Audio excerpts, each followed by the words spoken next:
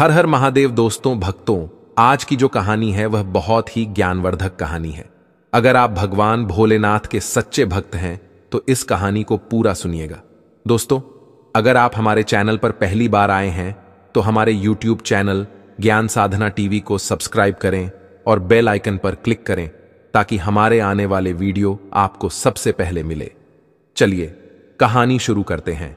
प्राचीन काल समय में एक नगर में एक सेठ और एक सेठानी रहते थे।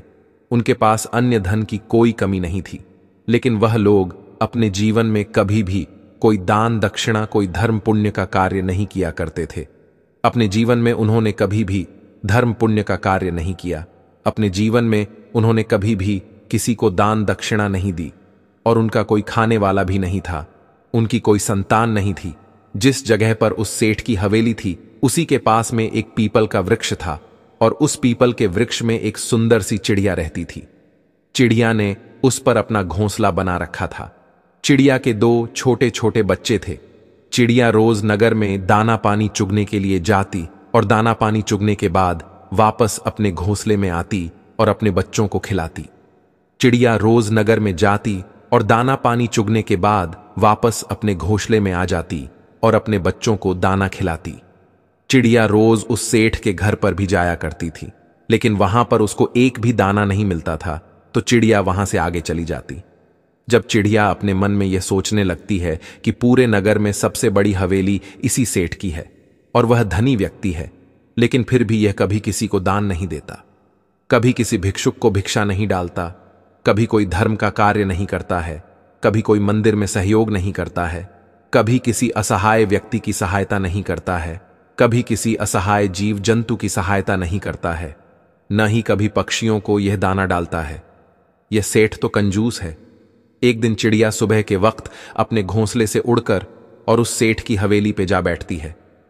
जब चिड़िया सेठ की हवेली पर जाकर बैठती है तो सेठ और सेठानी बात कर रहे थे। सेठानी अपने पति से कह रही थी कि सेठ जी, हमारे पास इतना धन दौलत है, इतनी संपत्ति है कि पूरे नगर वाले हमें नगर सेठ कहते हैं। हमारे पास धन की कोई कमी नहीं है, लेकिन इस धन का हम क्या करें? हमारा कोई वारिस नहीं है, कोई पुत्र नहीं है। इस धन को खाने वाला कौन होगा? तब सेठ अपनी सेठानी से कहता है कि सेठानी, अब इसमें मेरा क्या कसूर है? हमारा नसीब भी कुछ ऐसा है। हो सकता है हमारे नसीब में पुत्र प्राप्ति नहीं है, पुत्र धन की प्राप्ति नहीं है। सेठ और कहता है कि अब जब तक जिएंगे तब तक इस धन को खा लेंगे, उसके बाद जिसके नसीब में होगा वह इस संपत्ति को खाएगा। दोनों पति पत्नी इस तरह की बातें करते हैं और वह चिड़िया बड़े गौर से सुनने लगती है। चिड़िया सेठ और सेठानी की पूरी बात सुनने के बाद वहां से के आगे चली जाती है और अपना दाना पानी चुकने के बाद वापस अपने घोंसले में चली जाती है। अब चिड़िया रोज उस सेठ के घर जाने लगी और उनकी पूरी बात सुनने लगी। सेठ की जो घर वाली थी वह सेठानी बड़े अच्छे स्वभाव की थी। उसके दिल में दया धर्म भी था। जब सेठानी रोज उस चिड़िया को देखती दी है तो धीरे धीरे सेठानी का उस चिड़िया से लगाव हो जाता है। अब सेठानी ने उस चिड़िया को सेठ से छुप छुप कर दाने डाल दी और चिड़िया दाना चुगती। ऐसे काफी दिन निकल जाते हैं। एक दिन चिड़िया मन में सोचने लगती है कि सेठानी बहुत अच्छी है, वह मुझे दाने भी खिलाती है, लेकिन उसके घर में पुत्र नहीं है। तब वह चिड़िया अपने मन में सोचने लगती है कि ऐसा क्या किया जाए जो इस सेठानी को पुत्र हो। चिड़िया सोचने लगती है कि एक औरत जब तक मां नहीं बनती है तब तक उसका औरत होना ही बेकार होता है। एक औरत का दुख दर्द एक औरत ही समझ सकती है। औरत का जीवन ही सफल तब होता है जब वह मां बन जाती है। एक औरत को सबसे बड़ा सुख तब मिलता है जब वह मां बनती है। यही सोचकर वह चिड़िया बड़ी दुखी हो जाती है और चिड़िया सोचने लगती है कि यह इतनी सीधी सादी सेठानी है, रोज मुझे दाना भी खिलाती है। ऐसा मैं क्या करूं जो इसके घर पुत्र जन्म ले और इनको पुत्र की प्राप्ति हो। और वह सोचने लगती है कि मैं ऐसा क्या करूं। एक दिन चिड़िया के मन में आता है कि क्यों ना मैं देवों के देव महादेव के पास जाऊं और उनसे इन सेठ सेठानी के लिए अर्जी करूं। यही सोचकर चिड़िया अपने पति चिड़िया से कहती है कि सुनिए जी, मैं कुछ दिनों के लिए कहीं जा रही हूं, आप बच्चों का ख्याल रखना, इनको समय पर दाना पानी खिलाना। इतना कहकर चिड़िया अपने घोंसले से उड़ान लेती है। चिड़िया उड़ती हुई जाती है, रात दिन उठती है, बड़ा परिश्रम करती है, भूखी प्यासी उड़ती रहती है और उड़ते उड़ते अंततः वह कैलाश पर्वत पर पहुंच जाती है, जहां पर महादेव और माता पार्वती रहते हैं। चिड़िया उड़ती हुई जाकर के माता पार्वती के चरणों में पड़ जाती है, और जैसे ही वह माता पार्वती के चरणों में पड़ती है वह बेहोश हो जाती है। माता पार्वती चिड़िया को अपने हाथों में उठाती है और चिड़िया को होश में लाती है। वह चिड़िया से कहती है कि चिड़िया, तुम कहां से आई हो? हे पुत्री, तुम बड़ी परेशान दिख रही हो। तब चिड़िया मां पार्वती से कहती है कि मैया, मैं बहुत दुखी हूं और बड़ी दूर से आए हूं। मैं अपने दुख के लिए दुखी नहीं हूं, किसी और के दुख के लिए बड़ी दुखी हूं। तब मां पार्वती कहती है कि पुत्री, आप मुझे स्पष्ट बताइए, आखिर बात क्या है, खुलकर बताइए। तब चिड़िया कहती है कि मैया, जहां मैं रहती हूं वहां पर एक सेठ और सेठानी रहते हैं। उनका कोई पुत्र नहीं है और वह सेठानी जी बड़ी भोली है, उनको एक पुत्र दे दीजिएगा। चिड़िया इतनी बात मां पार्वती से कहती है और फिर से बेहोश हो जाती है। मां पार्वती फिर से उस चिड़िया को होश में लाने की कोशिश करती है। तब काफी देर बाद चिड़िया फिर से होश में आती है। तब मां पार्वती उस चिड़िया को कुछ दाना पानी खिलाती है और चिड़िया से कहती है कि पुत्री, तुम चिंता ना करो, थोड़ी देर में महादेव उठेंगे, इसके बाद हम महादेव से बात करेंगे। फिर थोड़ी देर बाद भगवान महादेव अपनी समाधि से खड़े होते हैं। माता पार्वती चिड़िया को अपने हाथ में लेकर महादेवी के पास जाती है और महादेव से कहती है कि प्रभु माधव नगर में एक सेठ और सेठानी रहते हैं, क्या उनके नसीब में कोई पुत्र है या नहीं? तब महादेव ध्यान लगा करके देखते हैं और कहते हैं कि पार्वती, उनके नसीब में कोई पुत्र नहीं है। तब मां पार्वती कहती है कि प्रभु, यदि उनके नसीब में पुत्र नहीं है तो आपको उन्हें पुत्र देना पड़ेगा। लेकिन वहां देव कहते हैं कि पार्वती, तुम जिद क्यों करती हो? उनके नसीब में कोई पुत्र नहीं है तो मैं उन्हें पुत्र कैसे दे सकता हूं? लेकिन मां पार्वती उनसे जिद करती है और कहती है कि यह चिड़िया बड़ी दूर से आई है और यह आशा करके आई है कि हम इसकी सहायता करेंगे। इसी आशा से यह भूखी प्यासी उड़ती हुई इतनी दूर से यहां तक आई है और हम इसको खाली हाथ यहां से नहीं भेज सकते हैं। अब पार्वती की इतनी बात सुनने के बाद महादेव कहते हैं कि ठीक है पार्वती, तुम हर बात जिद करती हो और तुम्हारी हर जिद को मुझे पूरा भी करना पड़ता है। ठीक है, अगर तुम कह रही हो तो उन सेठ सेठानी को हम एक पुत्र दे देंगे। लेकिन महादेव कहते हैं कि इस चिड़िया से कहो कि वह सेठ और सेठानी कोई दान धर्म नहीं करते हैं, पुण्य का काम नहीं करते हैं, कोई पवित्र शास्त्र नहीं पढ़ते हैं, कोई ज्ञान पुराण भी नहीं पढ़ते हैं, कोई वेद शास्त्र नहीं पढ़ते हैं, वह नास्तिक लोग हैं। लेकिन अगर वह पुत्र प्राप्ति के बाद नासिक से आर्थिक होने लगे तो उनको एक पुत्र की प्राप्ति हम देंगे। उनको दान धर्म करना पड़ेगा, उनको मंदिर में जाना पड़ेगा, भिक्षु को भिक्षा भी देनी पड़ेगी, ईश्वर के भजन भी करने पड़ेंगे, तभी उनको एक पुत्र की प्राप्ति हो सकती है। तब वह चिड़िया कहती है कि प्रभु, मैं अपनी तरफ से पूरी कोशिश करूंगी कि वह सेठ सेठानी मंदिर भी जाएं, व्रत त्योहार भी करें, दान दक्षिणा करें, मैं अपनी तरफ से पूरी कोशिश करूंगी।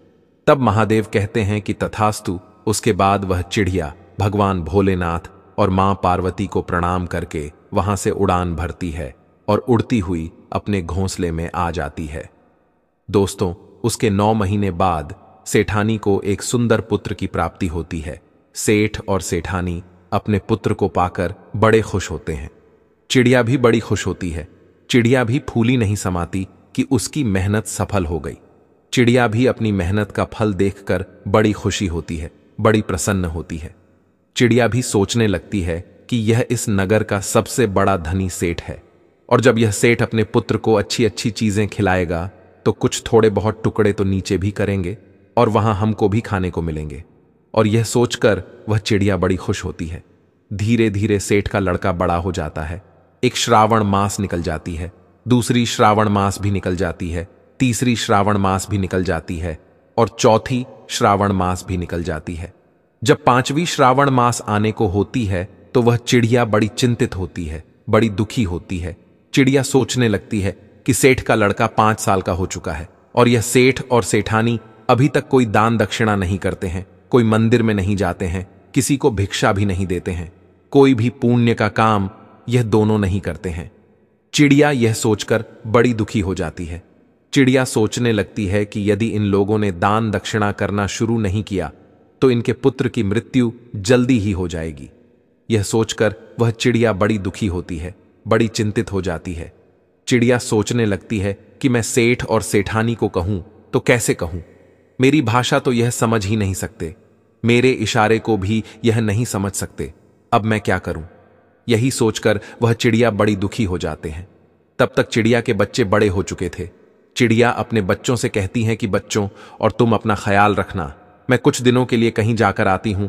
तब चिड़िया फिर से अपने घोंसले से उड़ान भरती है और सीधे कैलाश पर्वत पर जाती है। कैलाश पर्वत पर जाकर वह चिड़िया मां पार्वती के चरणों में पड़ जाती है और मां पार्वती चिड़िया को अपने हाथ में उठाकर कहती है कि चिड़िया पुत्री, अब तुम्हें क्या परेशानी है? तुमने जैसा कहा था वैसा तो हो गया है। सेठ और सेठानी को पुत्र मिल गया है। अब तुम दोबारा से फिर क्यों आए हो? तब चिड़िया मां पार्वती से कहती है कि मैया, सेठ और सेठानी को पुत्र तो मिल गया है, लेकिन सेठ और सेठानी को सत्य मार्ग पर लाने में मैं असक्षम रही। मैं उनको नास्तिक से आस्तिक नहीं बना पाई। मैं उनसे धर्म का काम नहीं करवा सकी। दोनों पति पत्नी अभी भी वैसे के वैसे ही हैं। न ही कोई मंदिर जाते हैं और न ही वह दान धर्म करते हैं, न ही किसी भगवान का भजन करते हैं। अभी भी दोनों पति पत्नी वैसे ही हैं। तब महादेव कहते हैं कि चिड़िया, फिर तो उनका पुत्र अल्पायु होगा। तब चिड़िया मां पार्वती के चरणों में पड़ जाती है और अपने सर को पीटने लगती है। कहती है, मैया, ऐसा नहीं होना चाहिए। उनका पुत्र दीर्घायु होना चाहिए, अल्पायु नहीं। चिड़िया इस बात को अच्छी तरह जानती थी कि जब पिता से कोई चीज मांगनी हो तो मैया के चरणों में पड़ जाओ। यदि आप मैया को राजी कर लेते हैं तो पिता अपने आप मान जाते हैं। यही सोचकर चिड़िया मां पार्वती के चरणों में पड़ जाती है और अपने सर को पीटने लग जाती है।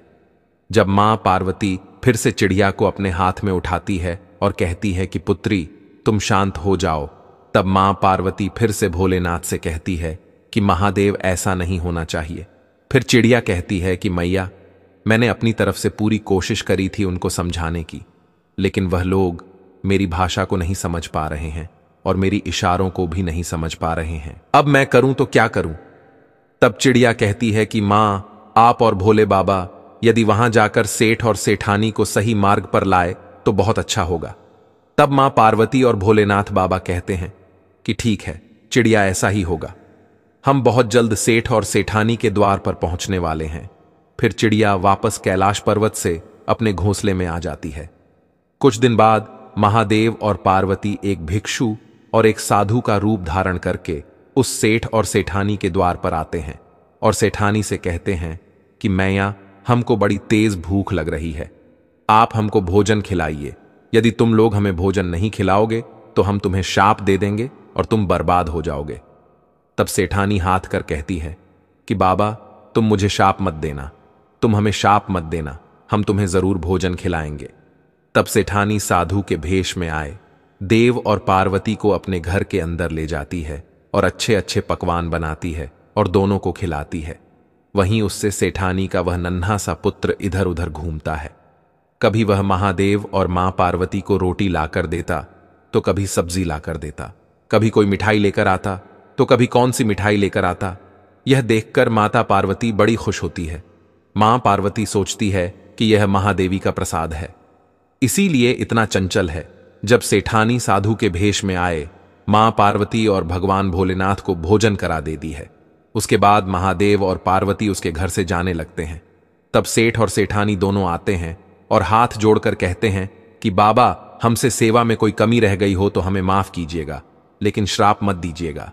तब महादेव कहते हैं कि सेठ सेठानी, ध्यान से सुनो, गलतियां तो तुमने बहुत की हैं और गलतियां करते ही जा रहे हो।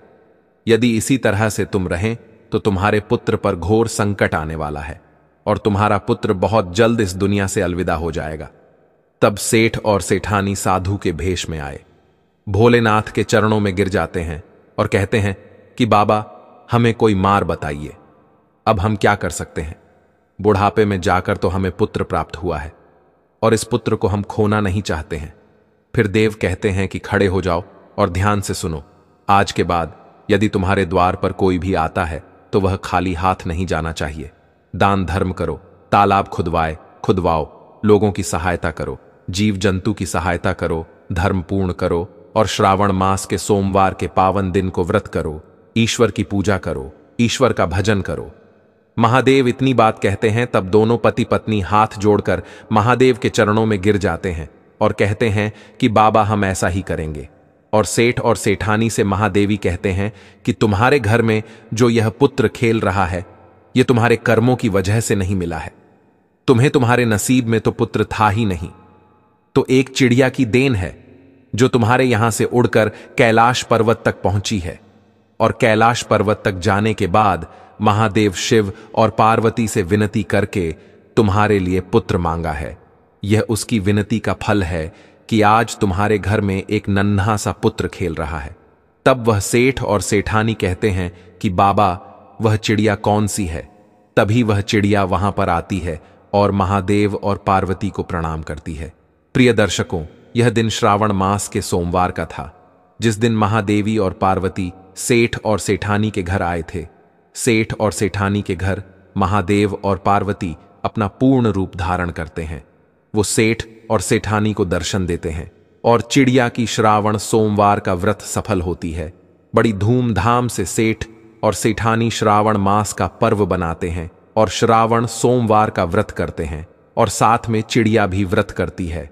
और देवों के देव महादेव के दर्शन पाकर वह लोग तृप्त हो जाते हैं। उनकी श्रावण सोमवार का व्रत सफल हो जाती है। जो लोग श्रावण सोमवार का व्रत करते हैं उन लोगों पर महादेव की ऐसी कृपा रहती है जैसी सेठ और सेठानी पर रही। प्रिय दर्शकों, आशा करता हूं यह कहानी आपको जरूर पसंद आया होगा।